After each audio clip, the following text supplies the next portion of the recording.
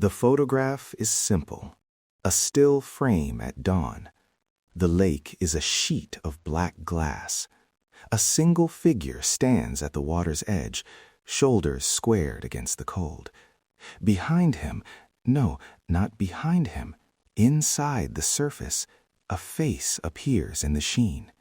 It is his face, but laughing. The laugh in the reflection is all teeth and motion, an impossible brightness that doesn't match the mouth I can see in the raw file. There is no sound of laughter in the video, no recorded chuckle on the audio track. The image laughs without making a noise. Do you feel that? That small, wrong pull in your chest that says something isn't matching up. Find somewhere dark and quiet. Put your headphones on if you can. I'm Sam Nang, and this is Nature's Dread, where beauty meets terror. Tonight's story is called Mirror Hollow, the lake that shows what you're not. Listen closely now. We begin at the point where an image stopped being a picture and started acting like a promise. The man at the center of this episode was a documentary photographer who chased small human truths across mountains and coasts. For the record, out of respect for family and community, I'll call him Elias. Elias was the kind of person who collected details the way other people collect stamps. He loved weathered faces, bent rows of fishing boats, and the way light folded across a broken window. He traveled alone with heavy boots and a lighter pack. Mirror Hollow, an alpine cirque lake the locals treated like a private thing, pulled him the way a story pulls at an itch. The town called the place beautiful and dangerous in the same breath. They'd say quietly, "The water doesn't always show you what you expect." Elias posted the photo on a weekday evening. The caption was spare, just a location tag and a note about soft light. People responded at first with the usual, "Nice composition, killer reflection." Then one commenter wrote, "Why is your reflection smiling?" Elias replied, short, almost annoyed, "I wasn't laughing." That reply looped like a knot. The photo spread. Some accounts called it eerie, others joked. A few local residents felt a chill when they saw it. The mismatch between body and mirror was small, and that smallness made it stubborn. If it had been huge, an extra hand, a second face, you can dismiss it as trickery. This was not trickery.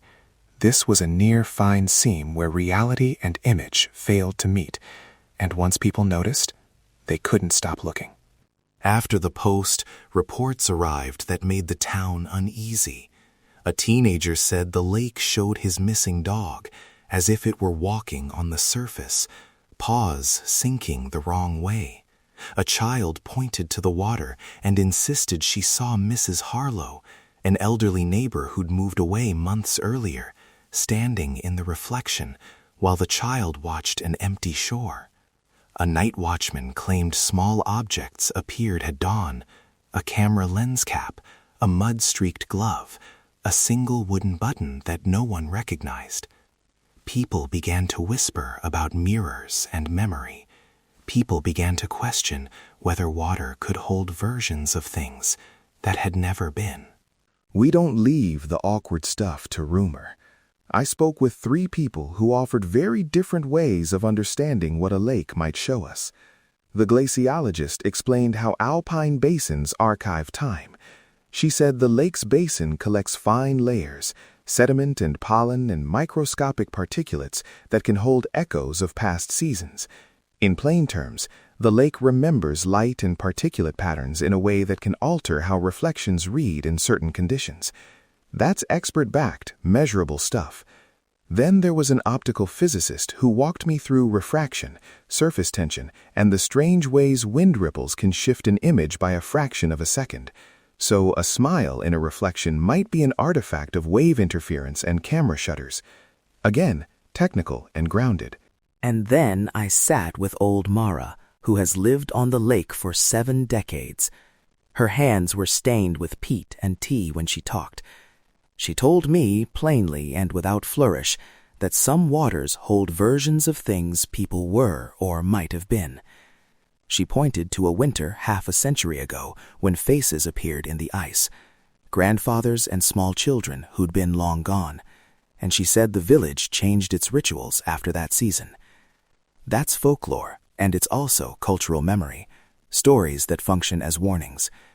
We will keep these accounts distinct in the notes for this episode, what the scientists can test and what the community remembers. Both matter.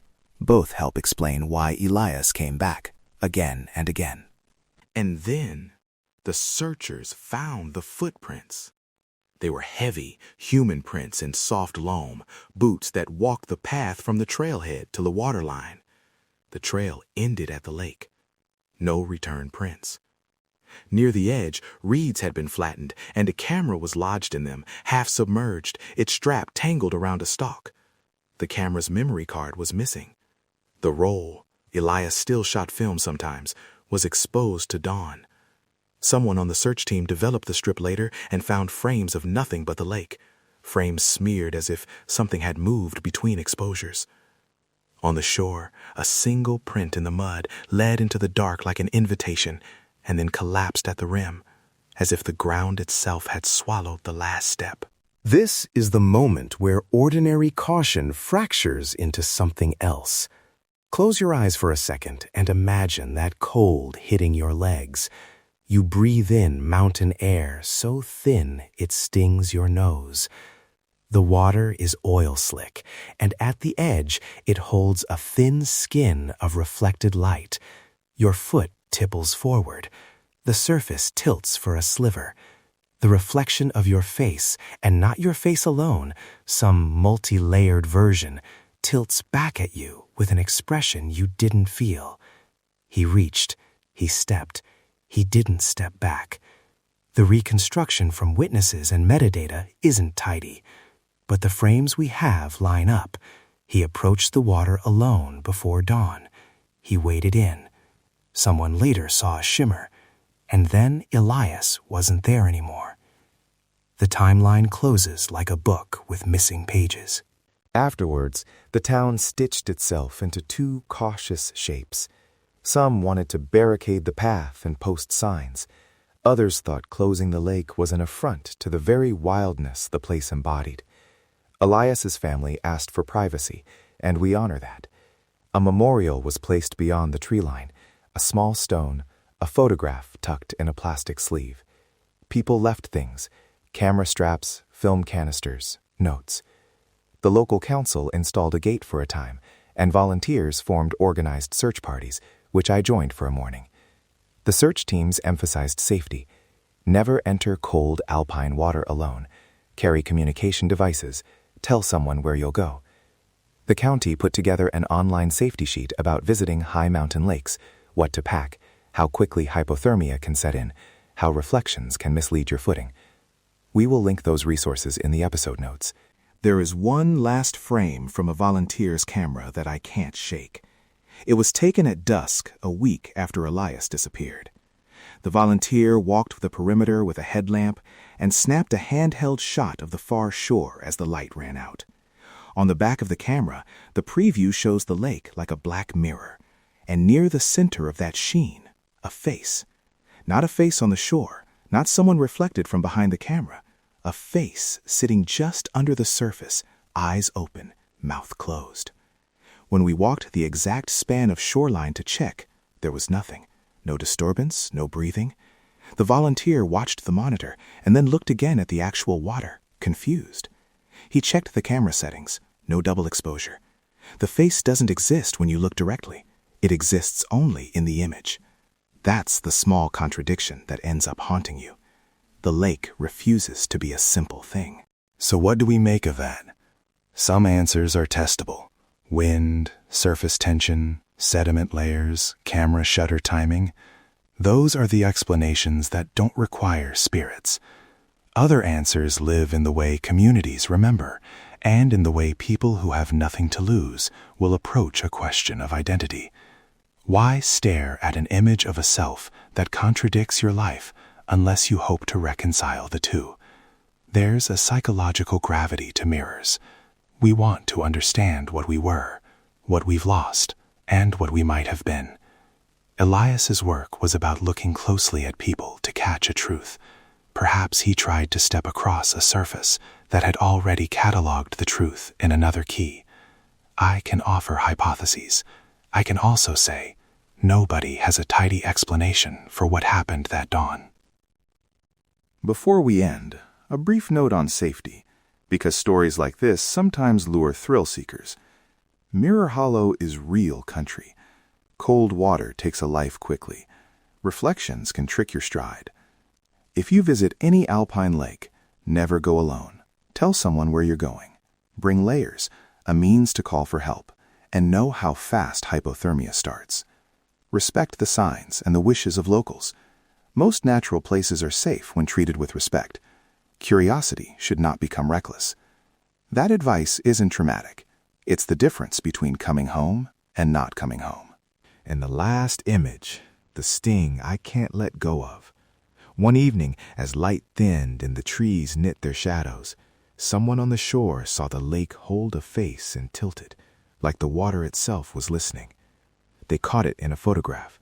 They walked back later with a flashlight. The lake showed only black glass and an empty shore. Sometimes the lake keeps what it shows to itself. Sometimes it offers a version and then refuses to be checked. Maybe Mirror Hollow remembers other possibilities better than we do. Maybe it remembers wrong. Either way, there's a contradiction left behind that doesn't resolve. The photograph smiles. The man wasn't smiling. The camera keeps one story. The world keeps another. If this episode stayed with you, share it with someone who listens in the dark. Subscribe so you never miss an episode of Nature's Dread. There's another story waiting, always where the wild flips a coin and we try to read the result. I'm Sam Nong. Until next time, check the corners.